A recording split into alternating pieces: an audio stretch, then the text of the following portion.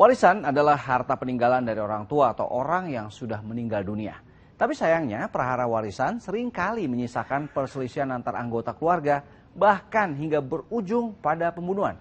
Lalu sebenarnya apa pemicu perebutan harta waris dan bagaimana caranya agar harta peninggalan orang tua yang seharusnya amanah itu tidak menjadi petaka?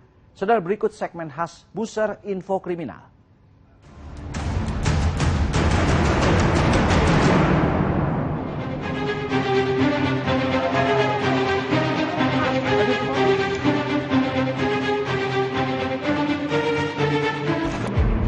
Saudara, beberapa waktu terakhir publik digegerkan dengan beberapa kasus pembunuhan antar sesama anggota keluarga. Alasannya tak lain dan tak bukan karena dipicu masalah harta warisan.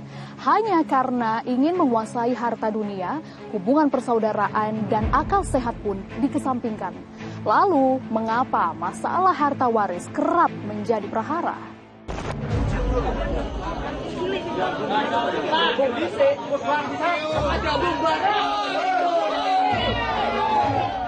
Warga desa Margajaya, Waikanan, Lampung terus menyoraki Erwin.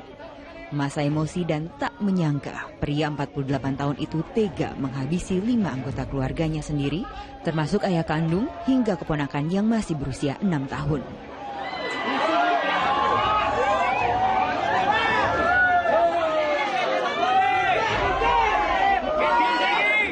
Dalam reka ulang terungkap, pelaku dengan sadis mengecor keempat korban di dalam septic tank.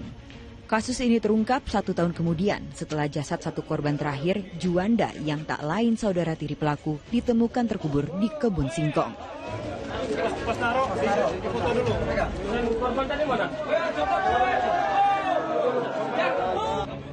Ironis, Erwin mengajak anaknya yang berusia 17 tahun untuk menghabisi keluarga mereka hanya demi menguasai harta warisan. Dan motifnya sendiri ini harta warisan atau ada yang lain? Dan? Ya, itu kurang lebih berhubungan dengan harta. Ya, harta. Karena faktanya setelah kejadian membunuh Juanda, yang bersangkutan ini menjual aset-aset. Ada di foto. Hei. Apa ini disimpan? Istirahat malam warga desa Karanggedang Seruwek, Kebumen terusik dengan tewasnya tetangga mereka di dalam rumah. Pasangan suami istri berusia lanjut, Warsono dan Tari Sulastri, meregang nyawa dengan luka parah di kepala.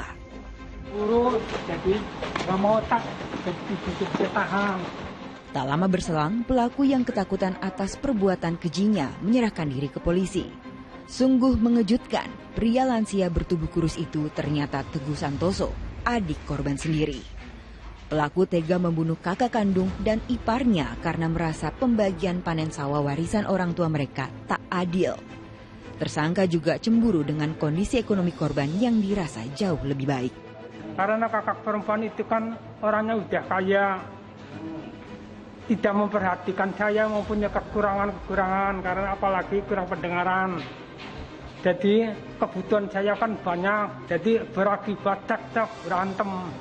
Dan menimbulkan lama-kelamaan jadi saya akan melakukan balas dendam.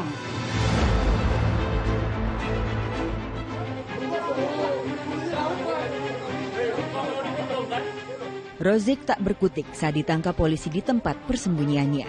Pemuda 24 tahun itu kabur ke Musirawas, Sumatera Selatan usai membunuh kakak kandungnya sendiri di Rejang Lebong, Bengkulu.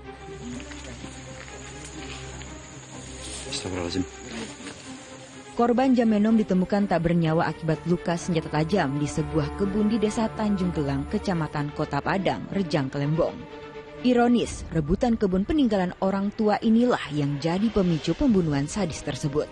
Korban ingin menguasai kebun milik orang tuanya yang ada di Tanjung Gelang, di Tran, Desa Tanjung Gelang, Kecamatan Kota Padang. Karena korban ingin menguasai kebun warisan milik orang tuanya, maka terjadilah pembalasan atau dendam dari adik kandungnya. Kasus pembunuhan berlatar rebutan warisan belakangan memang makin marak terjadi. Tak dipungkiri, masalah warisan menjadi hal yang tabu untuk dibicarakan. Padahal tidak adanya perencanaan dan komunikasi antar keluarga itulah yang kerap menjadi pemicu perselisihan akibat harta warisan. Pemahaman yang salah bahwa materi adalah segalanya juga kerap jadi faktor utama tergerusnya ikatan kuat dalam keluarga. Kemungkinan bonding ini nggak ada ya pada keluarga tersebut. Ya, ada kemungkinan misalnya antara anggota keluarga itu tinggal terpisah, ya. Sehingga lalu dalam hal ini tidak ada kehangatan hubungan antara ayah, ibu, dan anak. Antara anaknya pun juga sesama anak hidup terpisah. Sudah menikah dan sudah memiliki referensi yang lain dalam hidupnya, gitu ya. Sehingga ketika ada masalah dalam keluarga itu langsung bawanya ke arah-arah yang serius, ya. Langsung dilarikan ke solusi-solusi yang formal. Misalnya dibawa ke hukum, dibawa ke pihak ketiga, atau bahkan dibawa ke solusi-solusi yang sebetulnya bukan solusi, seperti kekerasan. Lalu bagaimana caranya mencegah perselisihan perkara warisan?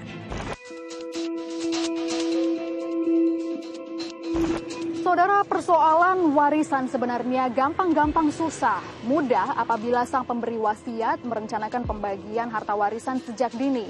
Yang kedua, semua anggota keluarga haruslah memiliki pemahaman tentang ilmu pembagian warisan, baik dari hukum agama, hukum negara maupun hukum waris secara adat.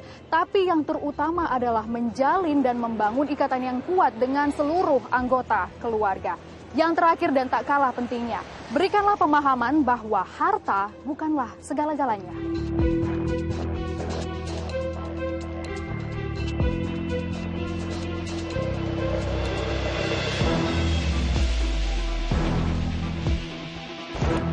Saudara, berdasarkan data Mahkamah Agung, masalah kewarisan menempati peringkat kedua sebagai perkara perdata agama di bawah kasus sengketa pernikahan.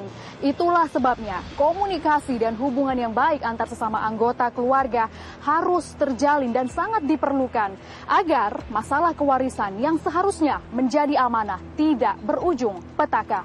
Demikian info kriminal kali ini, saya Gracia Bentobing dan Hasto Aji melaporkan dari Jakarta.